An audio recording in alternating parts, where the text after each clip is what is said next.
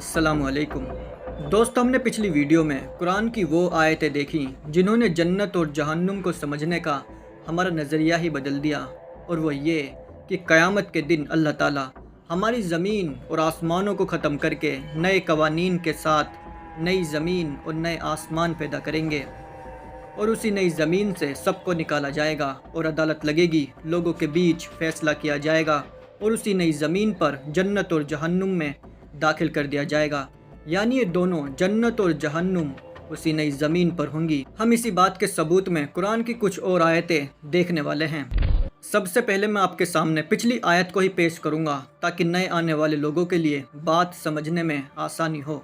उस दिन को याद रखो जब ये ज़मीन एक दूसरी ज़मीन से बदल दी जाएगी और आसमान भी बदल दिए जाएंगे और सब के सब अल्लाह के सामने पेश होंगे जो एक है, सब पर गालिब है।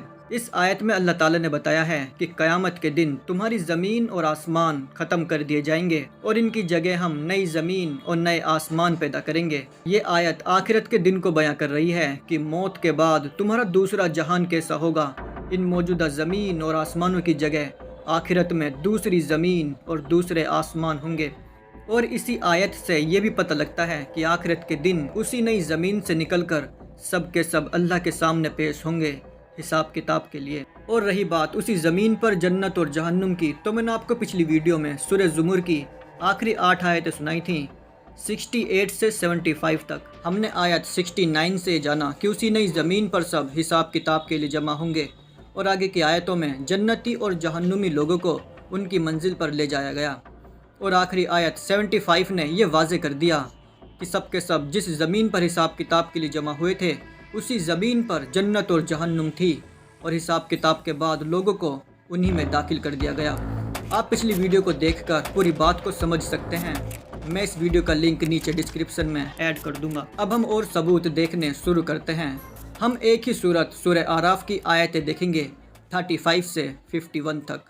और ये बात अल्लाह ने पैदाइश के शुरू में ही साफ कह दी थी कि ए आदम की औलाद, बेटे और बेटियों, याद रखो अगर तुम्हारे पास खुद तुम ही में से ऐसे रसूल आएँ जो तुम्हें मेरी आयतें सुना रहे हों, तो जो कोई भी नाफरमानी से बचेगा और अपने रवैये का सुधार कर लेगा उसके लिए किसी डर और रंज का मौका नहीं है।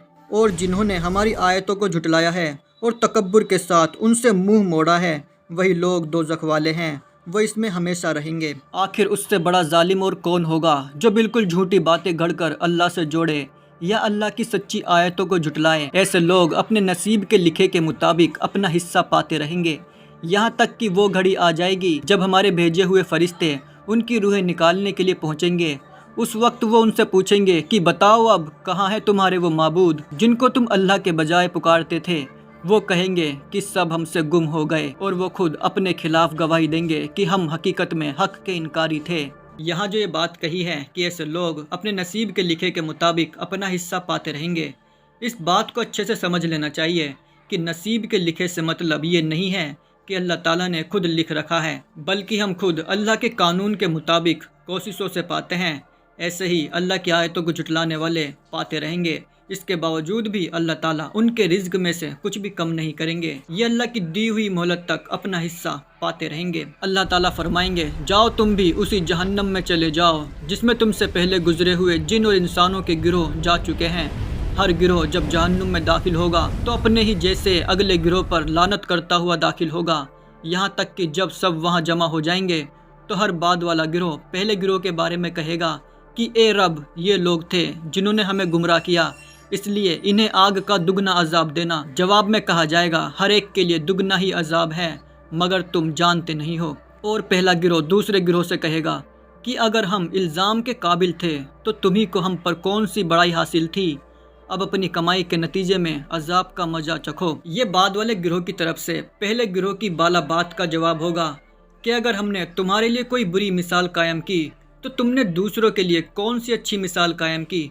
बात तो जब थी कि तुम कोई अच्छी मिसाल कायम करते, इस सूरत में बेशक तुम हमारे मुकाबिल में तरजीह और फजीलत के सजावार थे, लेकिन जब तुम भी वही कुछ करके आए हो जो हम करके आए हैं, तो तुम में और हम में फ़र्क क्या। जिस तरह से हम अपने किए का मज़ा चखेंगे तुम भी अपने किए का मज़ा चखो। यकीन जानो जिन लोगों ने हमारी आयतों को झुटलाया है और तकब्बुर के साथ उनसे मुंह मोड़ा है, ان کے لیے آسمان کے دروازے ہرگز نہ کھولے جائیں گے، ان کا جنت میں جانا اتنا ہی ناممکن ہے جتنا سوئی کے ناکے سے اونٹ کا گزرنا۔ مجرموں کو ہمارے یہاں ایسا ہی بدلہ ملا کرتا ہے۔ یعنی جن لوگوں نے اللہ کی آیتوں کو جھٹلایا ہے اور تکبر کے ساتھ ان سے منہ موڑا ہے، ان کے لیے آسمان کے دروازے ہرگز نہیں کھولے جائیں گے۔ آسمان کے دروازوں سے مراد اللہ کی رحمت ہے، یعنی ایسے لوگوں کے لیے اللہ کی رحمت کے دروازے ہرگز نہیں کھولے جائیں گے۔ آسمانی دروازوں سے متعلق میں کچھ آیتیں ڈسپلے پر شو کرنا چاہتا ہوں۔ قرآن میں ان دروازوں کا بھی ذکر ہوا ہے جن میں سے ہم اندر داخل ہوتے ہیں، اور دروازے اللہ کا حکم اور اللہ کی رحمت کے معنی میں بھی استعمال ہوئے ہیں۔ لیکن ان ساری آیتوں میں سے ایک آیت ایسی بھی ہے جس میں آسمانی دروازے سے مراد آسمانی راستہ ہے، اور اگر ہم ان کے لیے آسمان کا کوئی دروازہ بھی کھول دیتے جس میں وہ دن کی روشنی میں اس پر چڑھتے بھی چلے جائیں، تب بھی یہی کہیں گے کہ ہماری نظر بندی کر دی گئی ہے، بلکہ ہم لوگ جادو کے اثر میں آئے ہوئے ہیں۔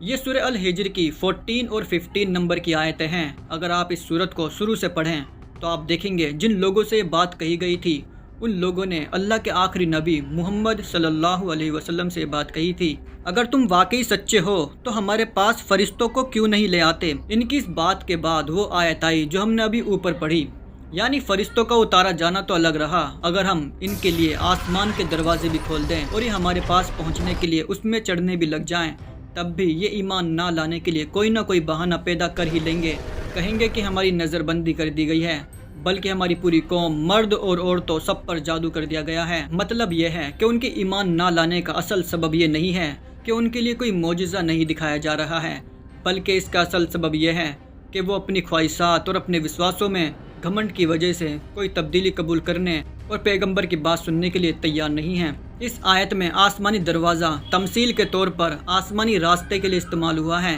معجزے کے روپ میں ان لوگوں کے لیے جو نبی کے دور میں تھے، اور اس سے پہلے جو ہماری آیت چل رہی تھی سورہ اعراف کی 14 نمبر، اس میں آسمانی دروازے اللہ کی رحمت کے لیے استعمال ہوئے ہیں۔ فرمایا کہ یقین جانو جن لوگوں نے ہماری آیتوں کو جھٹلایا ہے اور تکبر کے ساتھ ان سے منہ موڑا ہے، ان کے لیے آسمان کے دروازے ہرگز نہیں کھولے جائیں گے، یعنی ایسے جھٹلانے اور گھمنڈ کرنے والوں کے لیے اس دن اللہ کی رحمت نہیں ہوگی۔ اس آیت میں آسمان کے دروازے کی بات پر اسکالرز کا اپنا الگ الگ فہم ہے۔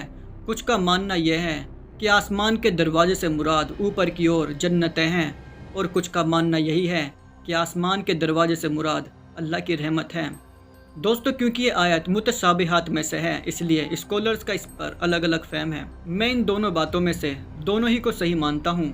اس آیت کے آگے آنے والی آیتوں کے کانٹیکسٹ کے مطابق میں دوسری بات کو صحیح مانتا ہوں، یعنی ایسے جھٹلانے اور گھمنڈ کرنے والوں کے لیے اس دن اللہ کی رحمت نہیں ہوگی۔ اور پہلی بات اس لیے بھی ٹھیک ہے کیونکہ قیامت کے بعد جب نئی زمین بنے گی تو اس کے نئے آسمان بھی بنیں گے، اس لیے اسکالرز اس آیت میں آسمان کے دروازے سے مراد اوپر کی اور جنت کو بیان کرتے ہیں۔ یوں تو یہ آیت پڑھتے وقت خود بیان کر رہی ہے کہ آسمانی دروازے اللہ کی رحمت کے لیے استعمال ہوئے ہیں، اور آگے آنے والی آیتیں اس بات کو خود واضح کر دیں گی۔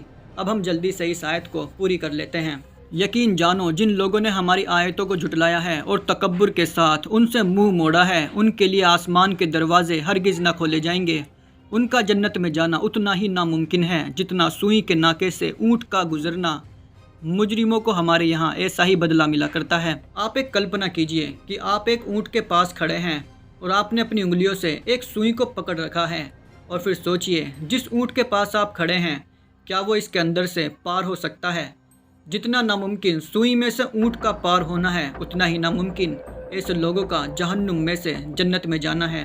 ان کے لیے تو جہنم ہی کا بچھونا ہے اور اوپر سے اسی کا اوڑھنا، اور اسی طرح ہم ظالموں کو ان کے کیے کا بدلہ دیا کرتے ہیں۔ اس کے برخلاف جن لوگوں نے ہماری آیتوں کو مان لیا ہے اور انہوں نے نیک عمل کیے ہیں، ہم کسی جان پر اس کی طاقت سے زیادہ بوجھ نہیں ڈالتے، یہی لوگ جنت والے ہیں، وہ اس میں ہمیشہ رہیں گے۔ اس آیت کا یہ حصہ کہ ہم کسی جان پر اس کی طاقت سے زیادہ بوجھ نہیں ڈالتے، اس جملے کو آیت کے بیچ میں لانے سے یہ بتانا مقصود ہے کہ جنت میں جانے کے لیے اللہ تعالیٰ نے جو کام فرض کیے ہیں وہ انسان کی طاقت سے زیادہ نہیں ہیں کہ انسان کا کرنا ان کے لیے مشکل ہو، بلکہ سب کچھ اس کی وسعت کے مطابق ہے کہ ان کا کرنا اس کے لیے آسان ہے۔ جو لوگ اللہ کی آیتوں پر ایمان لائیں اور اپنی استطاعت کے مطابق عمل کیے تو یہی لوگ جنت والے ہیں جو اس میں ہمیشہ رہیں گے، اور ان کے سینوں میں ایک دوسرے سے دنیا میں جو کوئی رنجش رہی ہوگی اسے ہم نکال دیں گے، ان کے نیچے نہریں بہتی ہوں گی اور وہ کہیں گے کہ تعریف اللہ ہی کے لیے ہے جس نے ہمیں یہ راستہ دکھایا۔ ہم خود راہ نہ پا سکتے تھے اگر اللہ تعالیٰ ہماری رہنمائی نہ کرتا۔ ہمارے رب کے بھیجے ہوئے رسول حقیقت میں حق ہی لے کر آئے تھے۔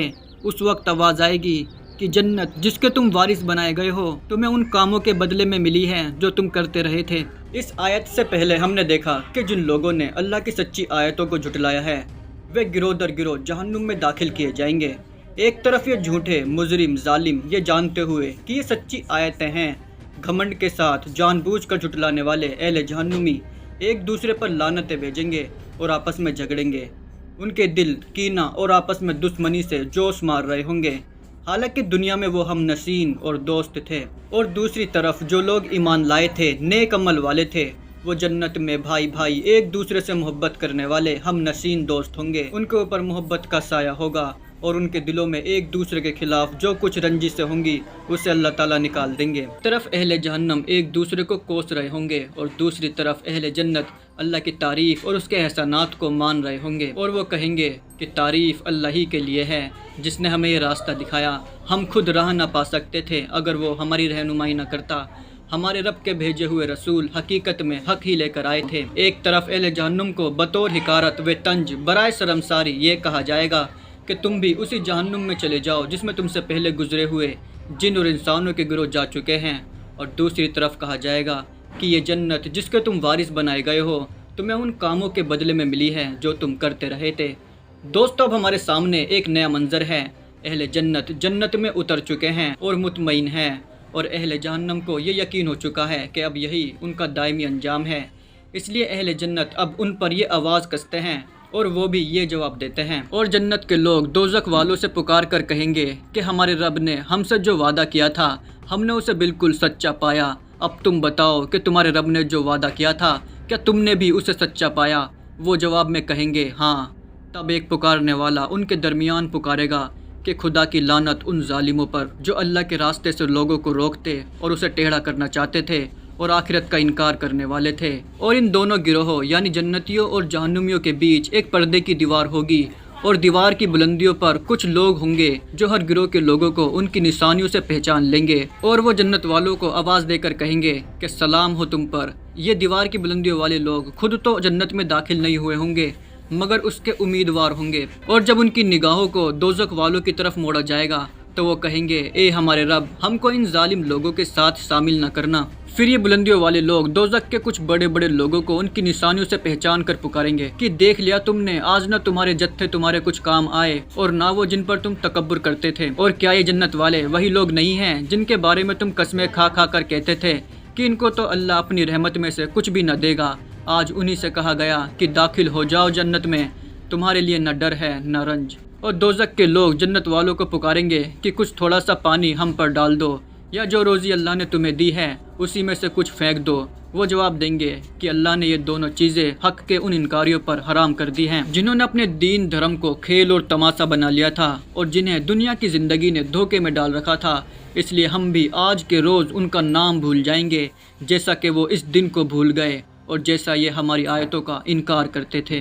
دوستو یہ آخرت کی وہی نئی زمین ہے جس کی ایک طرف جنت اور دوسری طرف جہنم ہوگی، اور ان کے بیچ ایک پردے کی دیوار کھڑی ہوگی، اور اس دیوار کے اوپر کچھ بلندی پائے ہوئے لوگ ہوں گے جو اس دیوار کے اوپر ہی سے جنتیوں کو دیکھ رہے ہوں گے اور ان کو سلام کر رہے ہوں گے، اور جہنمیوں کو ان کے کیے ہوئے برے اعمال یاد دلا رہے ہوں گے۔ ایک ایسی دیوار کی لمبائی اور چوڑائی کا اندازہ کون کر سکتا ہے جو پوری جنت اور پوری جہنم کے بیچ میں فاصلے کا کام کر رہی ہوگی، جبکہ صرف جنت کی وسعتوں کی مثال قرآن نے آسمانوں اور زمین کی وسعتوں سے دی ہے، یعنی صرف جنت کا پھیلاؤ ہماری زمین اور ساتوں آسمان کے پھیلاؤ جیسا بتایا ہے، اور وہ بھی مثال کے طور پر جنت اور جہنم کے بیچ جو دیوار کھڑی ہوگی وہ اتنی بڑی ہوگی کہ اس پر کھڑے ہوئے موجودہ لوگوں کا جنت اور جہنم کے تمام مناظر کا مشاہدہ ہو سکے گا۔